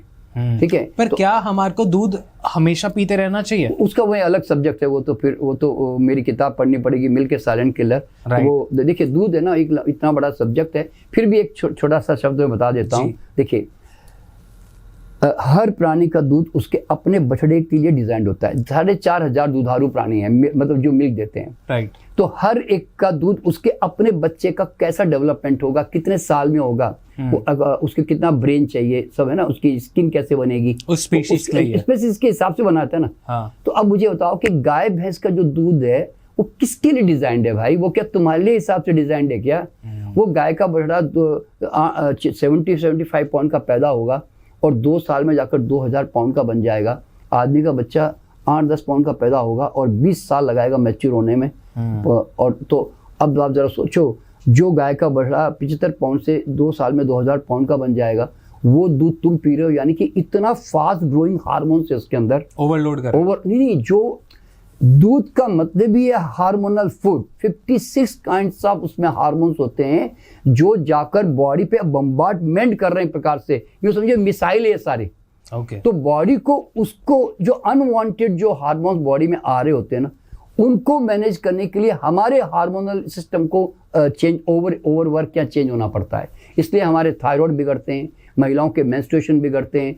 आप जाके दूध में गूगल का सर्च कर लो ना, मिल जाएगा, milk and breast cancer, milk and prostate cancer, ये सब कॉमन हो गया। अब तो वर्ल्ड में रिसर्चेस हो चुकी है इसके ऊपर। तो कहने का मतलब क्या है कि बचपन के बाद में गाय का बछड़ा भी महीना 2 महीने के बाद माँ का दूध छोड़ देता है और जीवन भर पलट के कभी दूध नहीं पीता। और लाके पिला भी दो ना, उसको सामने रख दो तो भी वो नहीं आएगा, पास में भाग जाएगा। जब उसकी संतान ही खुद दूध नहीं पीती अपने ग्रोथ के लिए, अपने कैल्शियम के लिए, और तुम्हारी जात को ज्यादा जरूरत पड़ गई है? ये कितनी अजीब सी बात है, बेवकूफी है। तो और क्या, देखिए क्या आपने कभी ऐसे सोचा है कि देखिए जब पशु का दूध पशु के लिए भी सूटेबल नहीं, बता रहा हूँ, जैसे आप ऐसे कह सकते हैं क्या कि बकरी का दूध ऊंट के लिए बड़ा अच्छा होता है, ऊंट का दूध गधी के लिए बड़ा अच्छा होता है, गधी का दूध कुतिया के लिए बड़ा अच्छा होता है। अरे जानवर का दूध जानवर के लिए अच्छा नहीं होता, तुम्हारे लिए कहां से अच्छा हो जाएगा? और दूसरी सवाल ये पैदा होता है, जब दूध दांत नहीं आने तक परमात्मा ने बनाया, फिर दांत आते ही फिर का मतलब है सॉलिड फूड खाओ जी। तो आप अपना सॉलिड फूड खाओ ना, जो हर एक प्राणी का अपना सॉलिड फूड है। तो फिर तुम दूध के पीछे क्यों भाग रहे हो? दूसरे जानवरों के पीछे क्यों भाग रहे हो यार? पकड़ पकड़ के उनका दूध छीने जा रहे हो। Right, 100% I agree. अब बहुत बड़ी जब हम डाइट वगैरह या खाने की बात करते हैं तो protein is a very big market. हाँ जी। Protein is a very big debate also. हाँ जी। हर चीज प्रोटीन के अराउंड हो जाती है। तो आई वांट टू नो कि 2 तरीके से प्रोटीन ले लिया जाता है, एक एनिमल बेस्ड प्रोटीन और एक प्लांट बेस्ड प्रोटीन। अब लोगों को बहुत ज्यादा अब इस लेवल पे लोग आ गए हैं कि अब उनको प्रोटीन चाहिए ही चाहिए। तो अब वो क्या कंसिडर करे, या तो प्लांट बेस्ड पे जाए या एनिमल पे जाए, और क्या दोनों के प्लस एंड माइनस है? देखिए अब मैं आपको इसका एक सिंपल सा फॉर्मूला बताता हूं। देखिए एग्जांपल, आप एक गेहूं है, एक वीट है, ठीक है? वीट में 14% प्रोटीन होता है जी, ठीक है ना? अब मैं वीट को मैं मट्टी में डालकर मैं उसकी वीट ग्रास बना देता हूँ। हाँ, समझे? उसमें से ग्रास निकल गई, वो एक 6 इंच की ग्रास बन गई। तो अब उस ग्रास को देखकर आप क्या बोलोगे? प्रोटीन नहीं है जी इसमें, तो इसमें प्रोटीन ही नहीं है, ऐसे बोलोगे? हाँ। और सचमुच में प्रोटीन 0.5-1% ही होता है। ठीक है। सवाल क्या होता है, वो 14% प्रोटीन जो बीज के अंदर छुपा हुआ था वो गया कहाँ गया? एमिनो एसिड्स डाइजेस्टिबल प्रोटीन के रूप में कन्वर्ट होकर वो घास के अंदर आ गया। ओके। अब तुम घास खा के क्या बोलोगे? प्रोटीन ही नहीं खा रहा जी ये तो आदमी। ये मेडिकल साइंस की प्रॉब्लम है भाई। वो क्या करते हैं, वो चीजों को क्लासिफिकेशन करते हैं। हाँ। कि इतना परसेंटेज इसमें प्रोटीन होगा तो इसको प्रोटीन कैटेगरी में रखेंगे। हाँ। इतना कार्बोहाइड्रेट कैटेगरी में रखेंगे। पर भाई जब वो चीज भी अभी एक दाल है 18-20% प्रोटीन होता है, अंकुर होते ही 1 इंच का अंकुर होते हुए तो 2% प्रोटीन रह जाता है। तो फिर सवाल है कि वो प्रोटीन गया कहाँ? एक बात ध्यान रखना, प्रोटीन, हर चीज संसार प्रोटीन से ही बनी हुई है, क्योंकि एटम अणु मीन्स प्रोटीन। तो प्रोटीन खाली अपना रूपांतरण चेंज कर देता है और वो रूप बदल जाता है। अगर तुम अंकुरित दाल खा रहे हो तो फर्क ये पड़ गया कि जो नॉर्मल दाल खाते प्रोटीन तो 18-20 घंटे लगते और उसकी यूरिक एसिड भी बनती बॉडी में। यहाँ पे तो आपको एक्स्ट्रा फाइबर मिल गया, तो आपको मिनरल्स मिल गए, आपको विटामिन मिल गए, होलसम हो गया और फटाफट 2 घंटे में पच गया, बता रहा हूं मैं। कहाँ वो 18 घंटे में पचने वाला था मेरी दाल, वो 2 घंटे में पच गई। तो प्रोटीन क्या होता है, डाइजेस्टिबल फॉर्म में चेंज हो जाता है। तो अभी देखिए एग्जाम्पल दे रहा हूँ, एक बीज है, बीज में कॉन्सेंट्रेटेड प्रोटीन होता है, उसमें से एक घास निकली, घास में से फिर धीरे धीरे वो पेड़ बन के फिर उसमें से एक फूल निकला और फूल निकलने के बाद में फल निकला। ये कॉमन हर एक पौधे का नियम है। फल का मतलब क्या, द अल्टीमेट। फ्रूट्स का मतलब है जो कॉन्सेंट्रेटेड उस बीज की ताकत थी ना, वो पूरी की पूरी उसमें डाइजेस्टिबल फॉर्म में फ्रूट्स में आ गई, पूरा विकसित। अब आप फ्रूट्स खा रहे हो तो आप क्या बोलोगे मालूम है, मैं प्रोटीन थोड़ी खा रहा हूँ जी। अरे भैया, अगर खाली तुम अगर 1 किलो फल खा लो तो नॉर्मली फल के अंदर 1.5%, 2.5%, 3% प्रोटीन होता ही है। तो तुम 1 किलो अगर तुमने दिन भर में फल खा लिया, तुमने 30, 40, 35% प्रति ग्राम प्रोटीन खा लिया तुमने। इतना सिंपल है। तो अल्टीमेटली एवरीथिंग इज प्रोटीन यार। हाँ। कहने का मतलब है ये खाली रूपांतरण हो गया उसका। सो मतलब कि हमारी जो टेक्निकली जो रिसर्च हुई है मेडिकल साइंस, और उन्होंने बहुत सेग्रीगेट करने के लिए, समझने के लिए उन्होंने डिफरेंट कर दिया कि लोगों को इजीली समझ आ जाए। हाँ, but the main essence is there. Main essence ये है इसका। तो इसीलिए प्रोटीन का जो भूत है ना, वो दिमाग से आप निकाल दो। एक बॉडी की और एक कैपेसिटी बता रहा हूं मैं आपको, कि अगर आप किसी ऐसे रीजन में रहते हो जहाँ सब कुछ अवेलेबल नहीं है खाना, हाँ। और आप कुछ खा रहे हो, अब जैसे एस्किमोस है, खाली मछली नॉनवेज के सिवा कुछ नहीं मिलता वहाँ, कोई फ्रूट भी नहीं है, सलाद भी नहीं है। तो बॉडी की कैपेसिटी क्या मालूम है, अगर आप फैट नहीं डिपॉजिट दे पा रहे हो ना, तो बॉडी अपने कार्बोहाइड्रेट से फैट को कन्वर्ट कर देती है। आप अगर फैट ही खा रहे हो खाली, तो उसमें से प्रोटीन डेवलप कर लेती है। आप समझे ना, आपको एनर्जी चाहिए तो आप कोई भी खाना खाकर, अब देखो ना, अब चाइनीज लोग जो है एक सब कॉकरोच ने सब क्या मेंढक वंडे भी खा लेते हैं, तो अब उनमें से भी वो अपनी एनर्जी, अब उसमें तो कोई शुगर तो है नहीं, हाँ। पर उसमें से भी वो एनर्जी तो फील करते हैं ना, राइट। क्योंकि बॉडी क्या करती है, प्रोटीन को भी शुगर में वापस कन्वर्ट कर देती है। बॉडी में इतनी ऑल्ट्रेशन की मैकेनिक्स हमारे इतने स्ट्रॉन्ग है कि नहीं, we have been made like that, कि हम किसी भी रीजन में कुछ भी खाकर, अगर हमें कहीं जंगल में रहकर घास पत्ती भी खाने पड़े ना, then also we will survive easily. देखो अभी आज आप रामायण सुनते हो, हाँ। जिंदगी भर कहानियां सुनते हो रामायण की, हाँ।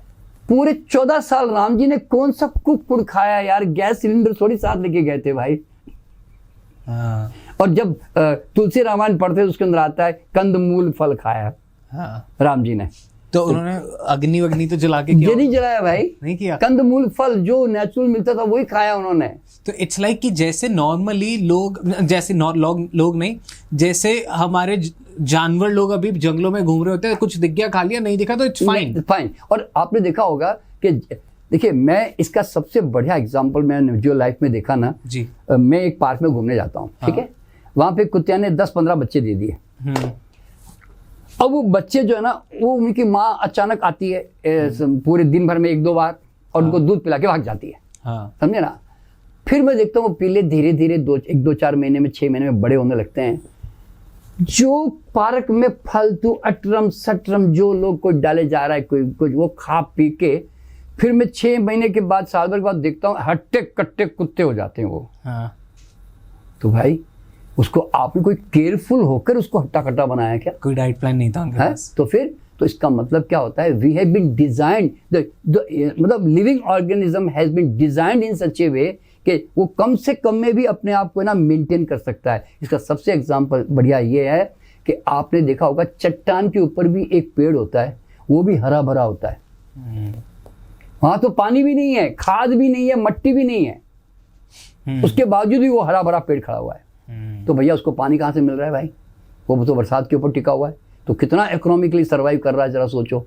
तो मतलब नेचर में ये सिद्धांत हर एक को समझना चाहिए कि हमें अगर कोई भी कम से कम भी कोई चीज मिल रही तो इतना डर डर के क्या बोलते हैं, चार्ट देख देख कर, ऐसे लोगों को पूछ पूछ कर खाना खाने की कोई जरूरत नहीं है भाई। लोग तो ग्राम वाली मशीनें लेके वही तो तुम भैया तुम अपनी देखो, सबसे पहला सिद्धांत क्या मालूम है, जो भी खाओ भूख से खाओ, क्योंकि भूख के बिना खाना पेट में सड़ता है। क्योंकि भूख नहीं का मतलब है भैया मैं तैयार नहीं हूँ, डालना मत, मैं कभी एंगेज हो जी कहीं, तो आप कहते नहीं जी मेरे को तो सुबह 9 बजे का नाश्ता तो करना पड़ेगा जी, मुझे लंच करना पड़ेगा, लोगों को मेंटली खाना होता है, मुझे डिनर खाना पड़ेगा। तो लोग है ना साइकोलॉजिकल और टाइमली खाते हैं लोग। हाँ कि भूख नहीं भी लग रही बट मेरा शाम की चाय का टाइम हो गया। हाँ, तो शरीर क्या बोलता है मालूम है, भाई साहब मैं आपकी मजबूरियां नहीं जानता, हाँ। मैं मांगू तो पचा दूंगा और नहीं मांगा तो सड़ा के छोड़ दूंगा जी।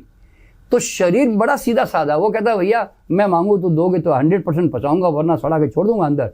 तो मैक्सिमम तुमने जो एसिडिटी के बारे में पूछा ना, पहला एसिडिटी का अगर कारण पूछोगे तो मैं कहूंगा कि हंगरलेसिटी।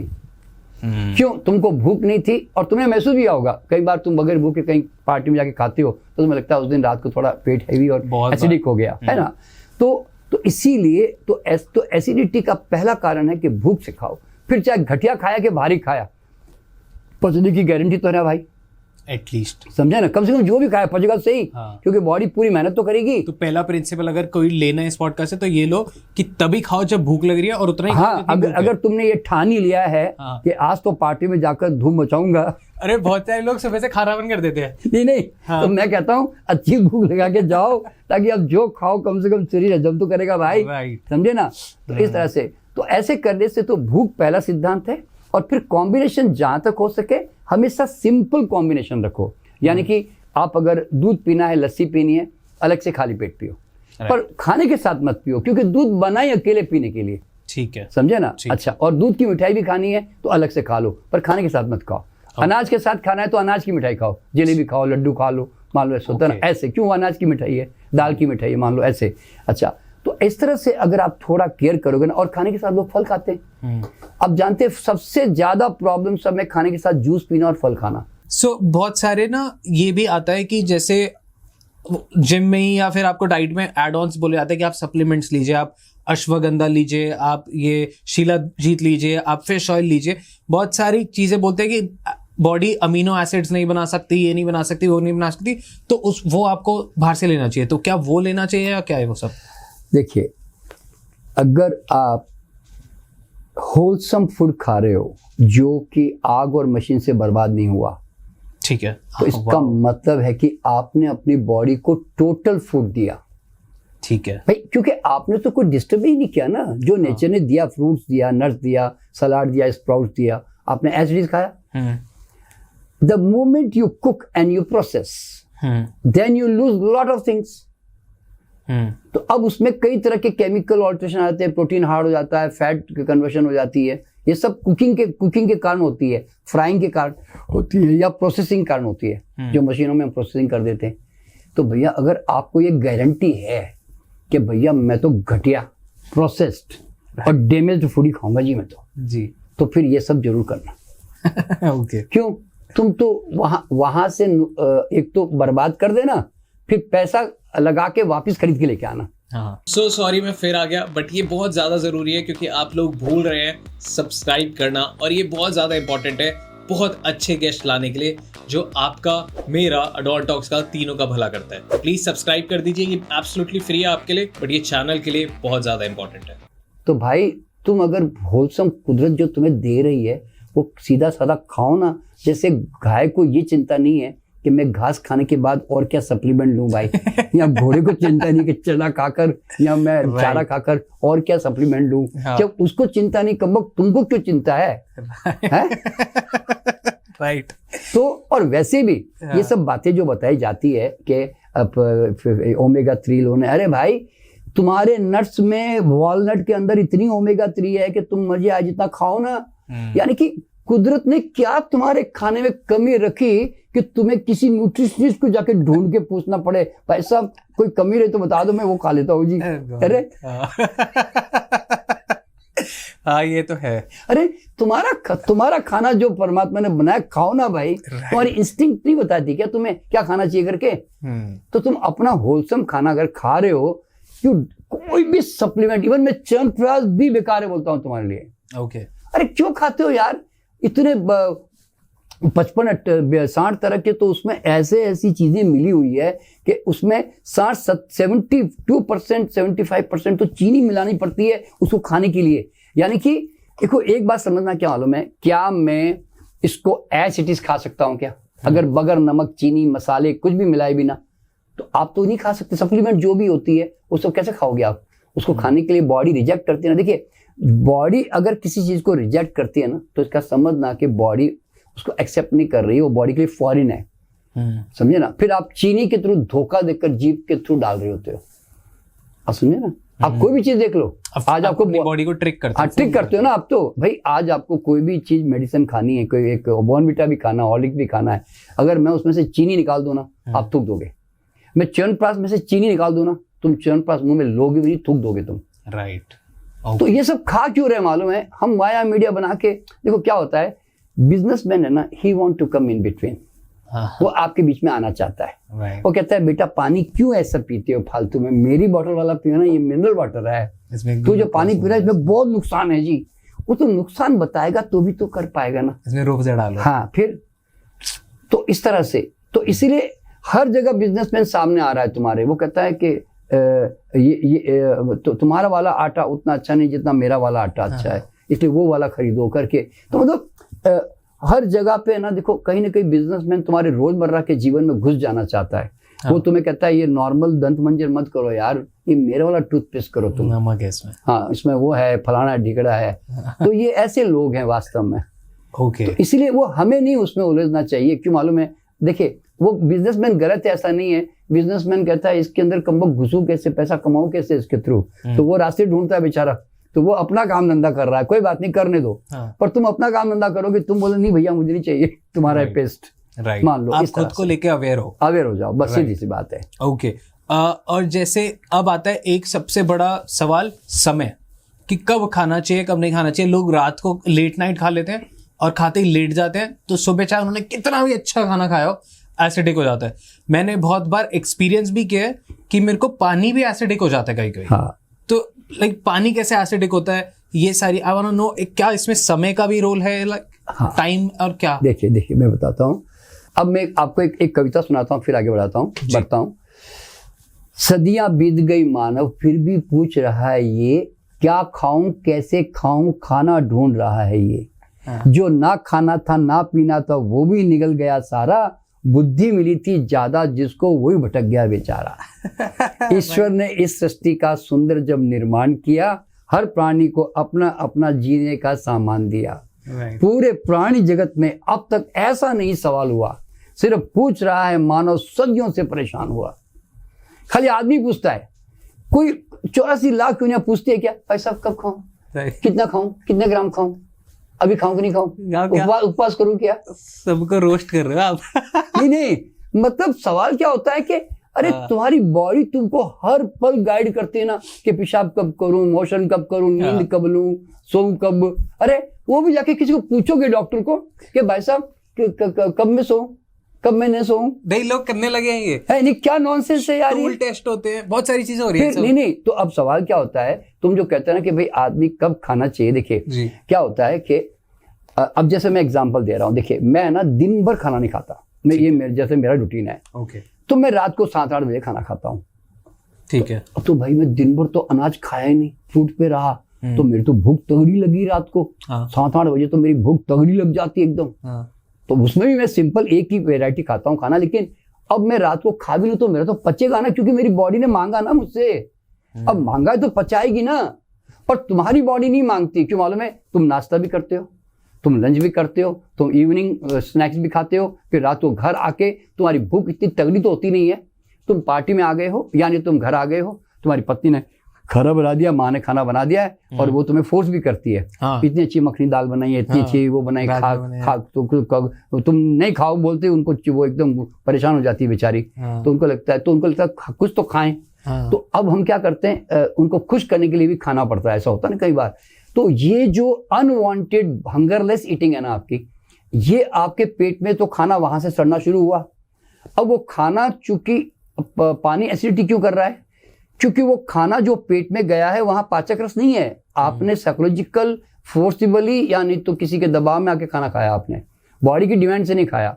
तो वो खाना वहां पड़े पड़े बहुत देर तक सड़ता रहता है, और फिर आप जब पानी पीते हो ना, तो वो जो एसिड जो फर्मेंटेशन की होती है ना, वो तुरंत वापस रिगर्गिटेट होती है, यानी कि ऊपर आ रही होती है। तो पानी कभी एसिडिटी नहीं करता।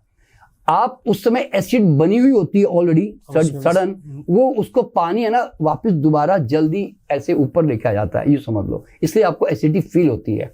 यूँ तो ऐसे करके, तो इसलिए जिस दिन, याद रखना मैंने क्या बोला, जिस दिन किसी व्यक्ति ने सच्ची भूख से खाना सीख लिया ना, कड़क भूख से, फिर वो चाहे पत्थर खाया के भारी खाना खाया, पचेगा गारंटी। बस सिंपल सा साइंस है बस। ओके, हाँ परफेक्ट। अब आते हैं उन पे जो लोग दवाइयों पे जी रहे हैं। हाँ, एसिडिटी हुई, जल्दी से इनो पी ली। अब लूज मोशन हुए, जल्दी से दवाई खा ली। कफ एंड कोल्ड हुआ, जल्दी से कोई केमिस्ट पे गए, डोज बना दो। एक तो केमिस्ट वाले सबके डोज वाले बने हुए हैं, तो सबकी डोजें फिक्स है हर जगह, हर केमिस्ट पे, हर जगह ये कल्चर मैंने देखा है कि हमारा ये केमिस्ट है और ये बड़ी अच्छी डोज देता है, तो जाके केमिस्ट से डोज ले आते हैं। This culture is, I know healthy नहीं है, बट कितने हद तक डेंजरस है, I want to know that. देखो क्या होता है कि मान लीजिए मैं अपने हाथ को यहाँ से मोड़ रहा हूँ जी, तो मोड़ने से यहाँ मुझे दर्द हो रहा है। अब इसी का नाम कोई बीमारी, एसिडिटी को जो भी रखना रख दो, ठीक है। ठीक है। अब आप क्या कहते हो, केमिस्ट के पास जाके कहते हो यार दर्द हो रहा है यार, अरे चिंता मत कर यार, मैं तुझे सेक करने को देता हूँ, यानी तुझे ये दवाई देता हूँ, मलहम लगाने को नहीं तो ये दवाई, ये पेन किलर देता हूँ, इसको खा ले, तेरा दर्द महसूस नहीं होगा तुझे। हाँ। तो यहाँ दर्द ने तुम्हें ये सूचना दी थी कि भाई साहब आप गड़बड़ कर रहे हो, प्लीज रुक जाओ। हाँ। लेकिन आप कहते हैं आप है ना अपने आप को धोखा देने के लिए आप टेम्पररी रिलीफ के लिए तरफ भाग रहे होते हो, ठीक है। तो अब यहाँ पे क्या होगा कि cause maintained means disease maintain, ठीक है। तो अब आप सिम्टोमेटिकली जितना उपचार करते जाओगे ना, आपकी बीमारी बाद में गैस्ट्राइटिस या नहीं तो बाद में कोई गैस्ट्रिक अल्सर्स, ये पेट के अल्सर जो भी बनते हैं, यानी तो बाद में वही सड़ के नीचे जब जाता है तो IBS यानी तो अल्सरेटिव कोलाइटिस, ये सब जो बीमारियां बाद में डेवलप होती है, ये इसकी स्टार्ट यहाँ से होती है हमेशा, क्योंकि तुमने दवाइयों से अपने आप को सिम्टम दवा कर वो कॉज को मेंटेन करते चले गए, ठीक है, पहली बात। अच्छा, और तो ऐसे करके हर व्यक्ति को जो है इन कॉज को ठीक करने की तरफ ध्यान देना चाहिए, क्लियर। तो उससे फिर उनका जो है काफी हद तक जो है उनको आराम मिल जाता है। ठीक है। हाँ। एक सवाल, जब हम मेडिकल की बातें करते हैं तो I have notice this lately, अब कोई मैं इंश्योरेंस करा रहा था तो उसमें कंपलसरी मेडिकल टेस्ट था, और मैंने वो उस कंपनी ने मेडिकल टेस्ट कहा कि आप यहाँ पे कराओ। अब मैंने वहाँ मेडिकल टेस्ट कराया और फिर मेरे को चलो हुई कि यार अब करा ही रहा हूँ, तो इन्होंने 3-4 सेगमेंट में किया, मैं फुल बॉडी चेकअप करा ही लेता हूँ, तो मैंने एक और मेडिकल टेस्ट कराया, दोनों में अलग रिपोर्ट्स थी। हाँ जी, और सेम टाइम पे हुआ। देखो हर चीज की अपनी इंपॉर्टेंस है। मेडिकल टेस्ट भी कई बार अगर डॉक्टर को समझना होता है ना, तो वो उसको मेडिकल टेस्ट जरूरी होता है। हाँ, ठीक है, आई एग्री। लेकिन सवाल यहाँ पे क्या पैदा होता है, लोग जो है ना साइकोलॉजिकली जो है ना बार बार जो मेडिकल टेस्ट कराने के शौकीन होते हैं ना, उनको ये समझना चाहिए कि मेरी बॉडी की केमिस्ट्री जो है वो हमेशा ऐसे अप एंड डाउन धीरे धीरे चलती रहती है। कभी मेरा यूरिया थोड़ा बढ़ गया, कभी डाउन हो गया, कभी यूरिक एसिड बढ़ गई, कभी डाउन हो गया, कभी कोलेस्ट्रॉल इतना बढ़ गया, 10-20% बढ़ गया, कभी डाउन हो गया। तो बॉडी में ना हमेशा एक अप एंड डाउन सीक्वेंस चल रही होती है। हाँ जी। और आप जाके जब कराते हो तो एक तो डिफरेंस उसके कारण भी आता है। हाँ। और दूसरी बात क्या मालूम है कि आपको इस एक बार अगर टेस्टिंग कराने से जरा आइडिया आ भी गया कि मुझे ये कोलेस्ट्रॉल बढ़ा रहा है, कि मेरा ये बिलिरुबिन बढ़ा रहा है, कि मेरा हीमोग्लोबिन डाउन हो गया, कुछ भी बोल रहा है मुझे, तो भैया इमीडिएटली उसका सहारा लेकर अपनी बॉडी को चेंज करने की कोशिश करो ना। तो देखिए पहली बात तो क्या है कि अननेसेसरी टेस्टिंग में जाना भी नहीं चाहिए। क्यों मालूम है, आपने नोट किया होगा, आप जैसी टेस्टिंग में जाते हैं ना वो आपको स्टिमुलेट करते हैं, 1000 रुपये में इतना टेस्ट कर देंगे जी, आपको इतना कर देंगे जी। तो वो आपको एक अच्छी बीमारी का नाम देने के लिए आपके साथ जुड़ जाते हैं, क्योंकि थोड़ा सा भी उसमें कोलेस्ट्रॉल शुगर इधर उधर हुई, वो बोलेंगे भैया जाग जाओ, तुम्हारे अंदर प्रॉब्लम आ गई है, समझे। तो इस तरह तो ऐसे करने से प्रॉब्लम क्या आती है मालूम है, आपने कभी भी नोट किया होगा, हमने जब भी टेस्टिंग में जाते हैं ना, हम एक अच्छी बीमारी का लेबल जरूर लगा के अपने सर पे ले आते हैं। आप साइकोलॉजिकली फंस जाते हैं। साइकोलॉजी, और बाद में साइकोलॉजिकली फिर आप बीमारी और क्रिएट करने के कारण बन जाते हो। क्यों? You are all the time thinking of that disease only, और आप दवाइयां और फिर सबको जाके बोलते भी हो, यार मेरा ना रिपोर्ट कराए ना यार, तो कोलेस्ट्रॉल बहुत बढ़ गया यार, मेरी अभी शुगर बढ़ी हुई मिली यार मेरे को, ऐसे। तो अरे भाई, तो जाग के इमीडिएटली बॉडी में चेंज करना, खाना पीना ठीक करना अपना ऑन द स्पॉट, अगर तुझे कुछ पता भी चल गया है, पर तू बीमारी का नाम लेके क्यों घूमता रहता है भाई, समझे ना। और तू डॉक्टर आके और चेक कराने की कोशिश करता है और डर डर के जो है, तो इसकी जरूरत नहीं है। और दूसरी बात क्या है, जो तुमने एक बात कही थी कि मेडिसिन खाना के लिए कितना मतलब बॉडी के लिए सही है कि नहीं है। देखिए, जब मेरी किडनी खराब हुई थी ना जी, तो मैंने मेडिसिन बिल्कुल नहीं खाई, आयुर्वेद भी नहीं। जानते हो क्यों? मेरे दिमाग में सबसे पहली बात उस समय क्या आई मालूम है, यार मेडिसिन कैसे मुझे ठीक कर देगी यार, साला खान पान तो मैंने गलत किया, मतलब मर्जी आए वैसे मैंने जीवन जिया, मेरा दिमाग मेरा खराब, चटोरा मैं, मतलब दवाई जाके क्या ये सब ठीक कर देगी। मैंने कहा कि भाई आखिरकार तो रिलीफ दे देगी, दवा क्या है, दवा के दो ही काम होते हैं, या तो सेडेशन या स्टिमुलेशन, और या नहीं तो न्यूट्रल कोई एकदम कोई आपको ऐसे ही से प्लेसिबो के लिए दे दी, वो अलग बात है। तो अल्टीमेटली क्या होता है कि मेडिसिन जब भी आप लेते हो तो मेडिसिन गलत नहीं, मैं ऐसा कहता हूं, बल्कि मेडिसिन का जो कॉन्सेप्ट है ना कि मैं बीमार हूं तो दवा खानी चाहिए, ये कॉन्सेप्ट तुम्हारा बहुत बड़ा धोखेबाज है, तुम्हारे तुमको धोखा देता है। क्यों मालूम है? जब भी तुम मेडिसिन जब बॉडी को देते हो ना, तो it is body which is acting on the medicine, it is not the medicine acting on the body. ठीक है, पहली बात। दूसरी बात, हाँ देखिए, तो my body is reacting to that medicine ना, क्योंकि वो एक केमिकल है, वो बॉडी के लिए फूड नहीं है। और बॉडी रिएक्ट हमेशा गलत को करती है, सही को नहीं करती। आज ऑक्सीजन को नहीं करेगी, हवा को नहीं करेगी, धूप को नहीं करेगी ना, क्योंकि वो आपका आहार है, ये आहार नहीं है। तो विजातीय द्रव्य बोलते हैं इसको, फॉरेन मैटर। तो बॉडी इसको जब रिएक्ट करती है तो रिएक्शन में हमारी एनर्जी खर्च हो रही होती है, हम एनर्जी कमा नहीं रहे होते, ध्यान रखना। In every reaction we lose the energy. तो यूं समझो कि जब भी आप कोई मेडिसिन लेते हो तो आप अपनी ही फिक्स्ड डिपॉजिट में से पैसे निकाल कर आप उसको खर्च कर रहे होते हो, और उसका बेनिफिट आपको दिखाई दे रहा होता है। आप कहते हैं हाँ मैंने मेडिसिन खाई ना तो मुझे अच्छा लग रहा है। अरे अच्छा नहीं लग रहा है, तुम्हारे खुद के पैसे खर्च कर रहा है, वो एनर्जी जा रही, समझे ना। आप मेडिसिन खाते सो जाते हैं। हाँ, तो मेडिसिन जो है ना, देखिए जीवनी शक्ति बढ़ाने वाला फैक्टर नहीं है, वो जीवनी शक्ति नष्ट करने वाला फैक्टर है मेडिसिन। अच्छा, और अच्छा दूसरी बात क्या है, सारे जितने पैथियां है ना, एलोपैथी, आयुर्वेदिक, यूनानी, जितनी पैथियां हैं, पैथी, ये सब किसके प्लेटफॉर्म पे नाच रही मालूम है? सेल्फ फीलिंग पावर के प्लेटफॉर्म पे। अगर मैं सेल्फ फीलिंग पावर जो बॉडी के अंदर है, अगर वो मैं प्लेटफॉर्म हटा दूं, यानी कि बॉडी में अगर रिएक्टिव कैपेसिटी ना रहे, तो तुम्हारी सारी मेडिसिन क्या है? जीरो, बिल्कुल जीरो, बिल्कुल काम की नहीं है। क्यों? तूने देखा ना डॉक्टर क्या कहता है लास्ट में, जब मरीज मरने की अवस्था में रहता है, sorry medicine is not react नहीं कर रही, मतलब बॉडी रिएक्ट नहीं कर रही उसको मेडिसिन के अगेंस्ट में। तो बॉडी जब रिएक्ट ही नहीं कर रही तो तुम्हारी मेडिसिन कितनी भी कॉस्टली होने दो, अच्छी होने दो ना, तो it is ultimately my body which is reacting on the medicine. तो हर आदमी को समझना चाहिए कि माई अल्टीमेटली हीलिंग अगर कोई दुनिया में करता है, तुम्हें आईसीयू से बाहर निकालता है, वेंटिलेटर से बाहर निकालता है, तो वो तुम्हारी internal self feeling power. Medicine में वो जरा भी दम नहीं है कि तुमको बाहर निकाल के ले आए। अगर तुम्हारे अंदर दम ही नहीं होगा तो मैं कितने भी हंटर मारूं, तुम तो उठोगे थोड़ी। That's so eye-opening. हाँ, That's so eye-opening. I guess कि कितना ही गलत जा रहे हैं हम सारे, कितना ही गलत। So I don't know, 1 घंटा से ज्यादा हो गया और I want कि मैं ये पॉडकास्ट खत्म ना करूं, बट करना पड़ेगा क्योंकि टाइम की limitation and you have to go. But I want to re invite you please sir, कि आप प्लीज आइए। आई गेस कि अभी बस हमने शुरुआत करी है एंड बहुत चीजें बदल सकती है। बिल्कुल बिल्कुल। थैंक यू सो मच इतना बढ़िया पॉडकास्ट करने के लिए, मेरे को बहुत सारी चीजें बताने के लिए। आई गेस इसके बाद मेरी बहुत लाइफस्टाइल में चेंजेस आने वाले हैं। So thank you so much. एक आखिरी सवाल जो मैं सबसे पूछता हूँ, आपका कैसा एक्सपीरियंस गया इस पॉडकास्ट पे? How was I as a host? देखो वरुण, क्या होता है कि यूँ समझो कि मैं एक कुएं की तरह हूँ, समझे ना। पानी निकालने का दम एंकर में होना चाहिए, ठीक है ना। तो आज आपने बहुत अच्छे लोटे डालकर, बड़ी बड़ी बाल्टियां डालकर आपने पानी निकाल दिया मेरे अंदर से जी।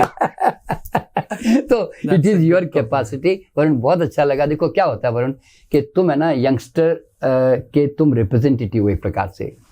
आज तुम जो क्वेश्चन कर रहे हो ना, ये आज के यंगस्टर की बहुत बड़ी नीड है, ठीक है ना। तो आज अगर उनको ये सिंपल से ट्रुथ मालूम पड़े तो वो अनावश्यक जो डैमेजेस लेके हार्ट अटैक से मर रहे हैं, किडनियां खराब हो रही है, बीमारियां उनके जीवन में आ रही है, तो कम से कम बच जाएंगे, बस ये हमारा पर्पस होता है, ठीक है ना। तो thank you very much Varun, मैं तुम्हें थैंक यू देता हूँ अरे सर। कि तुम्हारे कारण आज कई लोगों की आंखें खुलेगी जी। और इस तुम्हारे चैनल के बहाने, तो बस लोग इसको सुने और सबसे बड़ी बात है दोस्तों के लोगों तक बात पहुंचाएं। अगर आपको लगता है कि इसमें सच्चाई है, दम है, तो प्लीज लोगों तक इसको शेयर जरूर करें, क्योंकि ताकि और लोग इसको सुनकर जागें। बस exactly, thank you so much sir. और मैं ऑडियंस को ये बताना चाहता हूँ कि मेरी एज में और आपकी एज में लगभग 50 साल का 50 साल का फर्क है और मेरे से ज्यादा इनकी एनर्जीज बहुत हाई है। सो मैं बहुत इंस्पायर्ड हो गया हूँ। थैंक यू सो मच आने के लिए, thank you so much. Okay, wonderful, बहुत वंडरफुल, वंडरफुल।